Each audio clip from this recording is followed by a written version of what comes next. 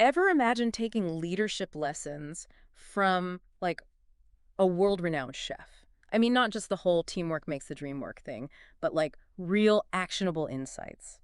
From the high-pressure world of haute cuisine. Well, that's what we're diving into today with excerpts from Leading a, a Successful Top Chef Yeah, by Miguel Noguerol. it's a fascinating Right. premise.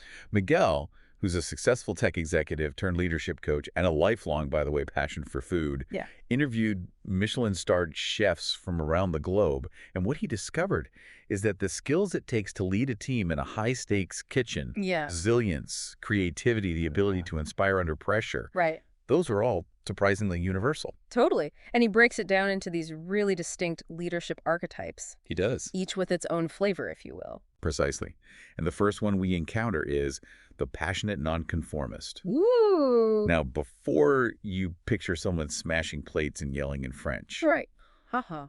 let's unpack what that really means. Okay. I have to admit, not the first words that come to mind when I think leader, Right.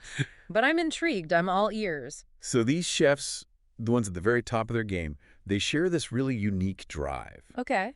It's not just about loving what they do. Mm. It's about this constant striving for excellence, Right. pushing boundaries, refusing to accept good enough. Yeah. Think of it as like a relentless pursuit of perfection, even when it means challenging the status quo. So it's that nonconformist streak that really sets them apart. Exactly. They have a clear vision, Mm-hmm. a strong internal compass, and they're willing to take risks to achieve it, even if it means going against the grain. Can you give us an example? Someone who embodies this passionate nonconformist? One chef that immediately comes to mind is Martin Berasategui, Okay. a Spanish chef who holds an astounding, are you ready for this? Okay. 12 Michelin stars. What? 12. Wow. He started his journey in like a humble tapas bar, Wow. but he worked relentlessly, Ruh. viewing every experience, every success, every failure as an opportunity for growth. Yeah. And Berasategui himself once said, and this is a great quote, "You try to make your way with what you have seen, experienced, and if you have talent and work hard, with a lot of sweat, with a lot of perseverance, and with a lot of healthy ambition, well, you are accomplishing things." 12 Michelin stars. I know. That's a testament to his dedication, but also to this idea that, talent alone isn't enough, right? It's not enough. It's that unwavering commitment, that constant striving for improvement that truly sets these leaders apart. Absolutely. And Berasategui embraces lifelong learning, Yeah. constantly absorbing new techniques and ideas, always striving to improve his craft. He sees his career as this ongoing race, Wow. and he's determined to stay ahead of the pack. That makes you wonder, what does it take to cultivate that kind of relentless drive, Right. that always in training mindset? Yeah. And not just in a kitchen, but in any field, right?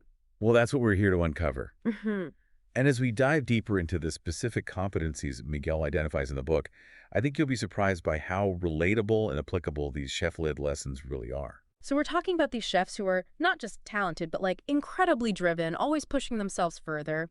Makes you wonder what specific skills, what competencies allow them to not only survive, but thrive in those insane high-pressure kitchens. Yeah. And more importantly, can those skills translate to other fields? Like, what can we, Absolutely. take away from this? And one of the most essential competencies Miguel highlights in the book is stress tolerance. Okay. Kitchens are notorious for being pressure cookers. Right. Orders flying in, multiple dishes on the go, demanding customers. Yeah. Yet the best chefs, they don't just manage their own stress, they actually cultivate resilience within their entire team. Okay, so it's like they've mastered the art of staying cool under fire. But how? What's their secret sauce? Well, a lot of chefs use mindfulness techniques, focusing on the present moment, Right. controlling their breathing to stay grounded, even in the midst of chaos. Right.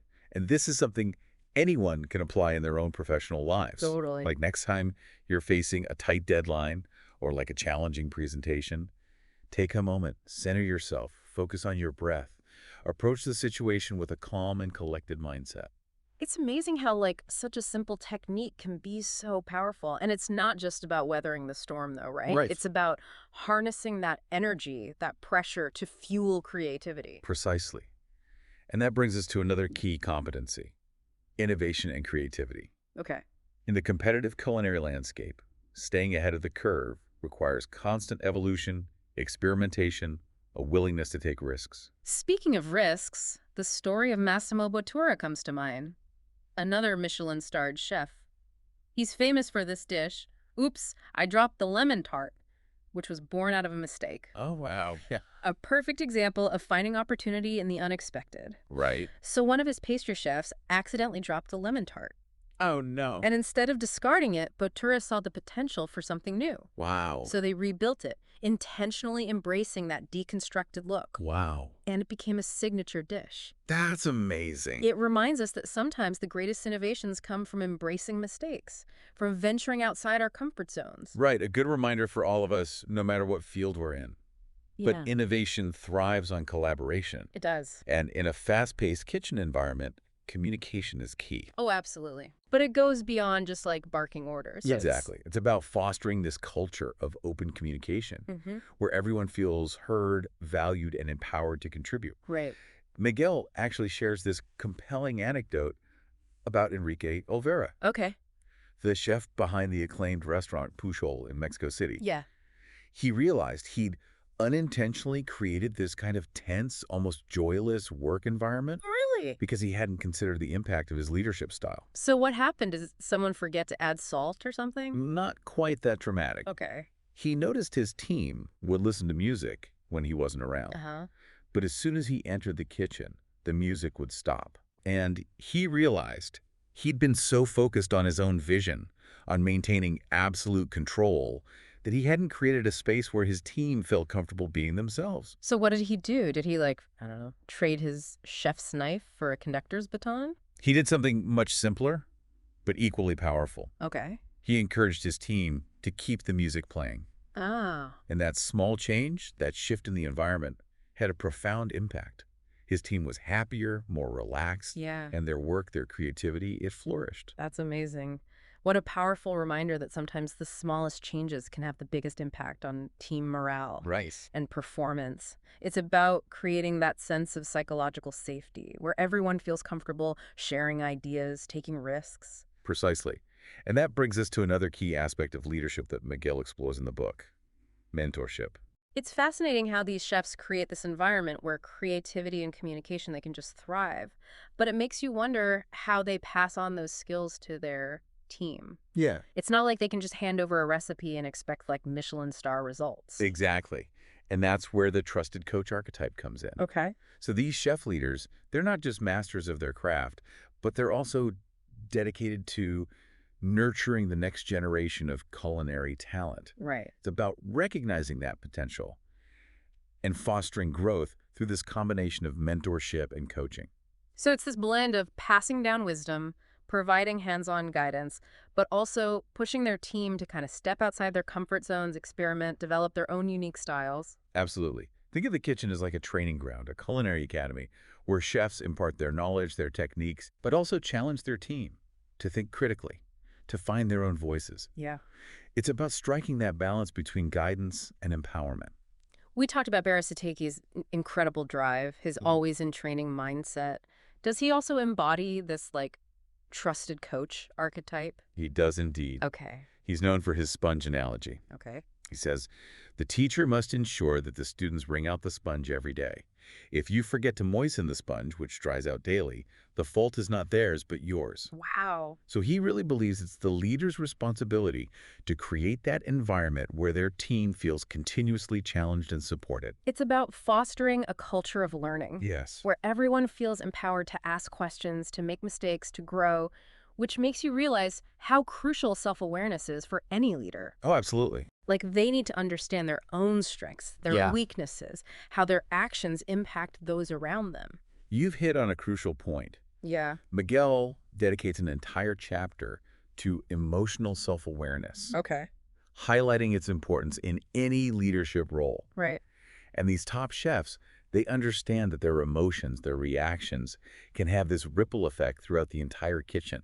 Totally. They've learned to manage their own stress, their own anxieties, Right. in order to create a more positive and productive work environment. It's like they've mastered the art of the emotional mise en place. Yeah. Having all their ingredients prepped and ready to go, so to speak, before they even step foot in the kitchen. Sound like that. But what happens when a leader lacks that self-awareness? Well, Miguel shares this cautionary tale of this brilliant but hot-headed sales leader Okay. whose lack of self-awareness created this really toxic work environment. Yeah. He was incredibly talented, driven, but his inability to manage his emotions, his tendency to lash out, to belittle his team, Yeah. it ultimately sabotaged his own success. A stark reminder that even with the greatest talent, if you can't manage your own emotions, it can be a recipe for disaster. Precisely. Yeah. It's not just about technical skills or expertise. Right. It's about cultivating that emotional intelligence, Yeah. that ability to understand and manage your impact on others. Yeah. And it's a skill anyone can develop. That's encouraging to hear because it's not like you're born with a certain level of emotional intelligence, right? It's Yeah. something you can cultivate, you can develop over time. Exactly. It's a journey, not a destination. Right. And it starts with self-reflection, with paying attention to your reactions, your triggers, how your behavior impacts those around you. Yeah.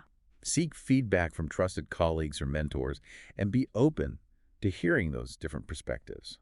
It's about being willing to step back from the stove, so to speak, and examine your own approach. I love that. We've covered a lot of ground today, from the importance of passion, resilience, to the power of mentorship, self-awareness. And it's amazing how these leadership lessons from the culinary world, they really can be applied to any field. You know what I find most fascinating is that the most successful chefs, they embody this blend of all these archetypes. Yeah. They understand that great leadership isn't about fitting into a single mold. It's about finding your own unique flavor. And that is a delicious thought to leave our listeners with today.